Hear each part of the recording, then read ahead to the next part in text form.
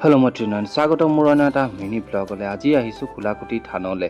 খোলাকুটি থানলৈ অহাৰ কাৰণটো হ'ল ইয়াতে ভাগৱত পাঠ আৰম্ভ হৈছে আৰু ভাগৱত পাঠৰ শেষৰ দিনা এখন ভাওনা আয়োজন কৰিছে আৰু ভাওনাখন কৰিবলৈ আমাক নিমন্ত্ৰণ জনাইছে, অৰ্থাৎ উদীয়মান যুৱ সমাজ তেজপুৰক ভাওনাখন প্ৰদৰ্শন কৰিবলৈ নিমন্ত্ৰণ জনাইছে। তো আমি ভাওনাখন প্ৰদৰ্শন কৰিম মৎস্য অৱতাৰ, আৰু সেয়েহে আগতীয়াকৈ আহি বোলো আমি চাকি ধূপ এগছ জ্বলাই যাওঁ। তো চাকি ধূপ আমি জ্বলাই ল'লোঁ ধুনীয়াকৈ, আৰু যিহেতু ইয়াত ভাগৱত পাঠ আৰম্ভ হ'ব তো সেয়েহে তাৰ প্ৰাক মুহূৰ্তত ইয়াতে নাম প্ৰসংগ চলি আছে, আৰু নাম প্ৰসংগ কৰিলেতো পৰিৱেশটো কিমান ধুনীয়া লাগে, আৰু তাতে কি ধুনীয়াকৈ সজাইছে, তো পৰিৱেশটোও ভাল লাগিল। আৰু আমি চাকি ধূপ জ্বলাই সোনকালে ওলাই আহিলোঁ তাৰ পৰা, কাৰণ সকলোৰে কাম আছিল।